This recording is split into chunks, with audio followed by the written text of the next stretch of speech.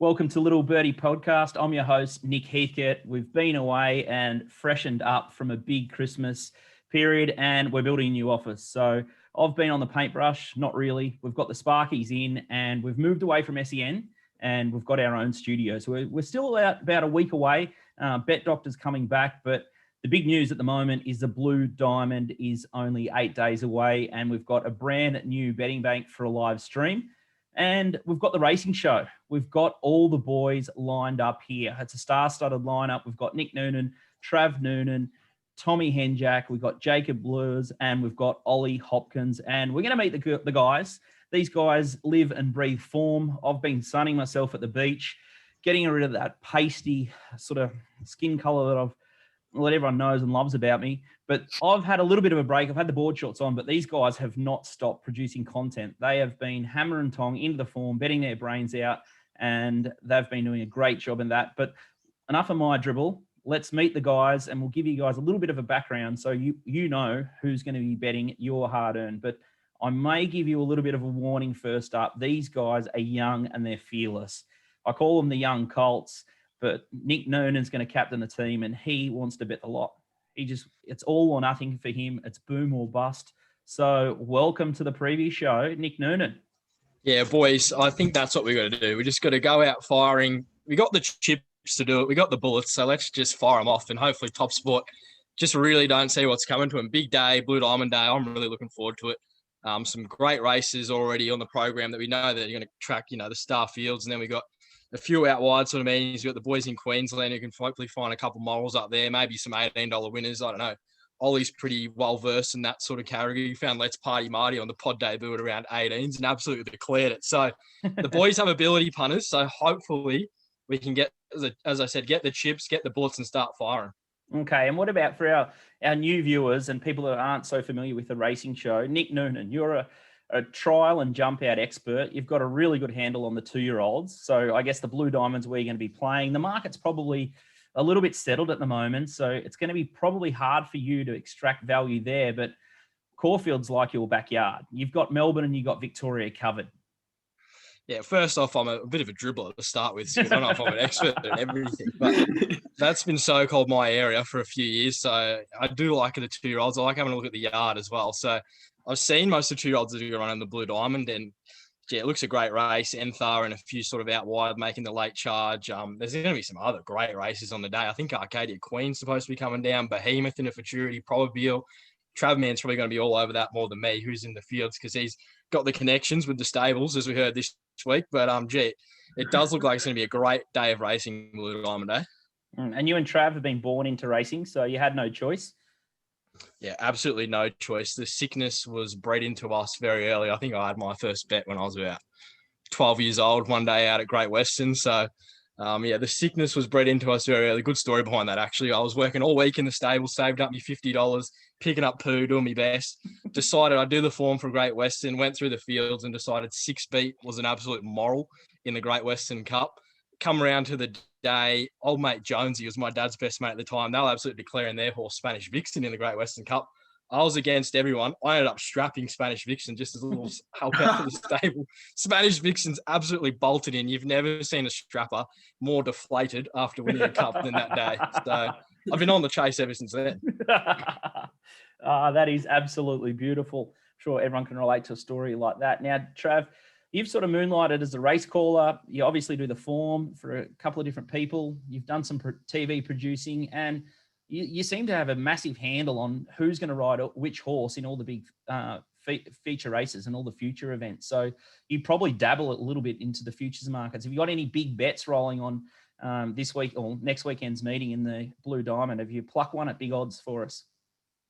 I haven't. I was actually pretty sick after watching English Millennium, and then Nick Price said that Profiteer wasn't heading to Blue Diamond. Backed that horse prior to his debut in that race and sitting at massive overs, and he didn't go. So that was good. But no, we're definitely looking forward to Blue Diamond Day. It's one of my favourite days of racing. 3 Group 1s. Not only got the Blue Diamond, but the Open Plate's an absolute ripper. And I think we're looking at the fields, how they're sort of working out. I think all 3 of the Group 1s are going to be relatively open. It's going to be definitely opinion-based. So, Enthar's obviously going to be the short price favourite in the Diamond, but she got that question mark at 1,200. And I think, the other big day of racing is at Rose Hill. So we've got the Hobartville and the Silver Slipper up there. So we've got, for probably the first time on the stream, I reckon, for you guys, Scoop, for Little Birdie, we've got quality racing, not only in one state, but in two. So I'm looking forward to it. Hopefully we can, by Wednesday, we'll have a really good handle and we'll be able to fire out some early bullets. And I think by the way we're trending, we could be getting a good bank. So I'm getting excited. The bank early is 17,000. So I think we're going to definitely go past the 100K mark. It'd be lovely if you had 200,000. And it just goes to show, we had the Melbourne Cup of Dogs. We saw Troy and Paddy launch off that $133,000 betting bank. And as you say, you've got cracking races for the first time in multiple states. Magic Millions Day, pretty weak cards that supported that across the country. We had the Bull, so that's pretty much a standalone country meeting. And then, by the time you do the Stradbroke, there's not much left in winter at other states. So very valid point and big opportunities and lots of horses coming back fresh up in Sydney. And no doubt Chris Waller will start to flex his muscles there. All right, let's talk to Jacob. Now, I've got a little bit of mail about Jacob. He really struggles with racehorse pronunciations. It's sort of a bit of a running joke in the racing show, and he battles. The boys are going to set a line for the stream, how many unders and overs of his pronunciations. But I'm going to go back to the vault. You're obviously a bit younger than myself. I'm just going to put one up here, and I'll try and hold it as still as possible. Can you pronounce this name? It's a very well-known horse. I just want to start with, most people are younger than you, Scoot, but oh fuck! How can you go with this one? Most of the viewers at home would know, being racing people, but this is Wacky. God, butchered. I can't get that. Go again. Oh, no chance, mate. Wacky Mukaku.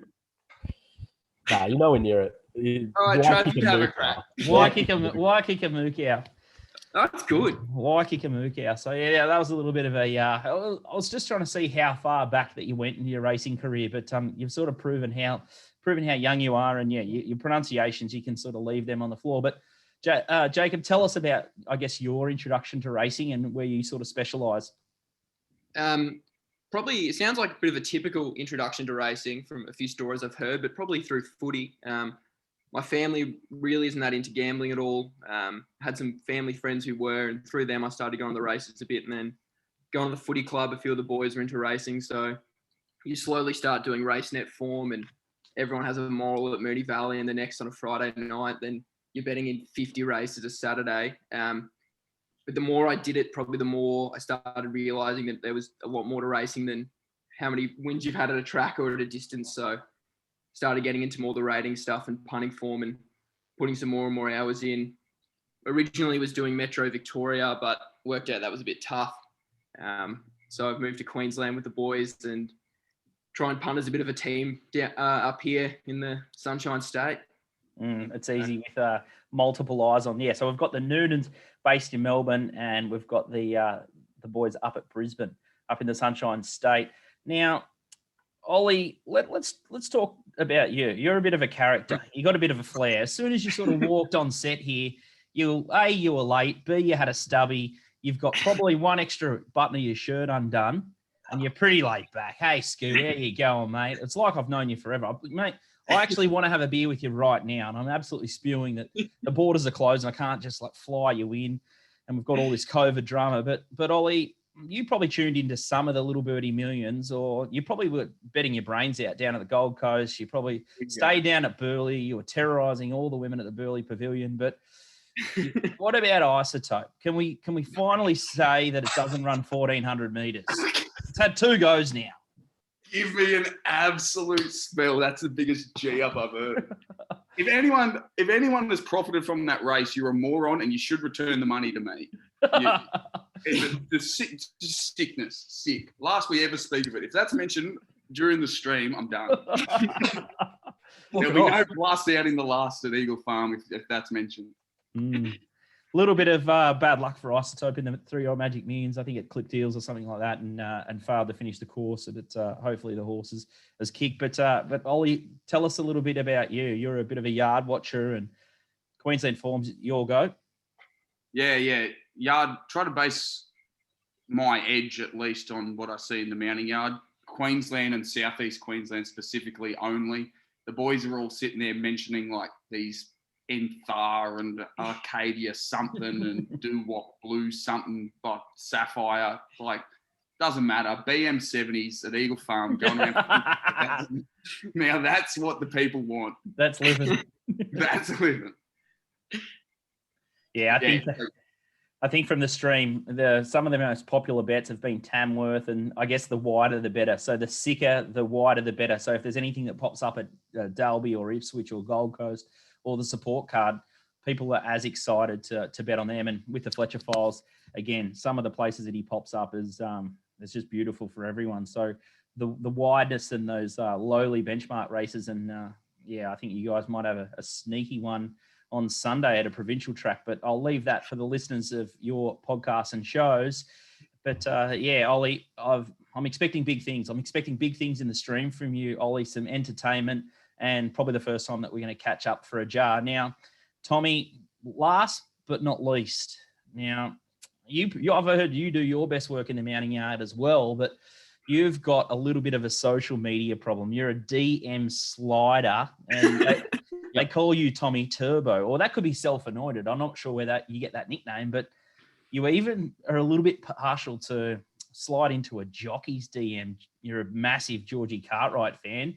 Is there any other female jockeys out there that you want to give a shout out to? We've got a big following from the female racing industry. I've noticed a couple of the girls jumped into the Magic Million stream, so there are some listeners out there. Is there any little jockeys or racing identities that catch your eye? Any presenters? There's a couple going around at the moment, but they're all kind of taken at the moment. Like Steph Thornton's with Benny Thompson these days. I think Leah Kilner's single. But her and Georgie are the pick of the crop at the moment. Yeah, right. Anything in Adelaide? Oh, we're talking about Kaylee Crowther. Is that? I don't know. Like it's your show. Like you tell me. You're the judge. They don't even look at me in the mounting yard, to be honest. Like I try making eye contact, and they just avoid at all costs. Unfortunately. And what about? I'll keep trying. And what about your introduction to racing? How did you find the great game? Dad was loved betting growing up, going to the track and whatnot. So yeah, just followed. Kind of, Dad was always watching the races on a Saturday. Probably most memorable moment was watching the all-age stakes with the blow-up with Gay and More Joyous and Singo. That really sticks in the back of my mind of a memorable moment. I just love the drama of racing and everything that goes with it. And what about your favourite track? What's your favourite betting track up in Queensland? Easily Doomben, flat track bully. Yep, just like up and on the speed. Absolutely, yeah. Because maps is a big thing of my betting and how I do the form. Absolutely crucial. Yep. Righto, let's. What about who's going to handle the pressure? And just be careful who jumps in first here. But who's most likely to crack and sort of shit themselves in the last couple of days leading up to it, when all of a sudden the bank's bulging at 100, 150,000, and they sort of like a horse, but they can't pull the trigger? Who would you nominate to chicken out? There's a bit of a finger pointing to Ollie. Ollie, you're the most emotional human being I've ever met. I'm more likely to put the bank on the last at $10.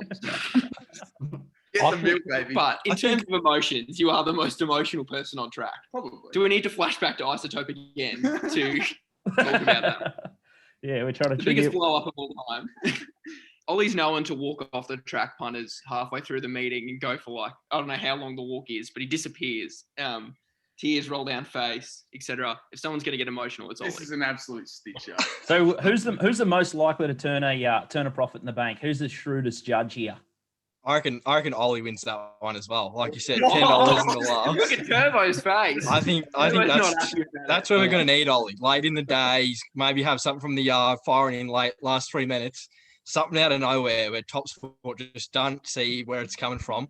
Ollie finds one, plucks one. Like I said earlier, he found one for us, the debut of the Queensland pot on the racing show at about $18, which he absolutely declared. So he's a man that can find a few angles.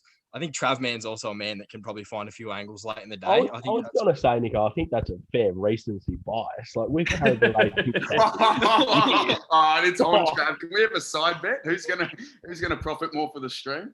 Oh, look, I think there was one man that grew it. So you sort of self-annoying yourself with the captain there, Nick. I'm happy to sit back in the shadows and just wait, to punch in some bullets.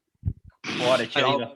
I'll love to see it. I'll love to see it, Trav, man. It's a day where I'm going to be fully behind you, not like any other time in your life.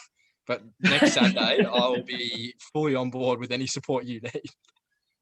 Just on Top Sport, Scoot, if we're betting against Top Sport next Saturday, it's just going to be an absolute filth. Like, top odds, right? We look at the races this Saturday. Examples, they went up $11 in race 3 Dooman. It's a dead set $4 chance, and they've gone up $11. Like, it's just going to be a fill. I love the confidence. Get in early. I can't wait. I just hope there's like a really deep class 6 or benchmark 70, as you say, and it's all coming down to the last race. And I just want you guys to launch. And that's your strategy. And that's what Nick has been pushing and speaking to me about. And I think it's a great way to handle the bank. Just absolutely put Top Sport to the wall. I know that's what they did in the Melbourne Cup of Dogs, Paddy and Troy. And Tristan was licking his wounds. So he's ready to cop one. He's had a bit of the bookies were absolutely blessed on Magic Means Day. Pretty much every favourite nationwide got beat.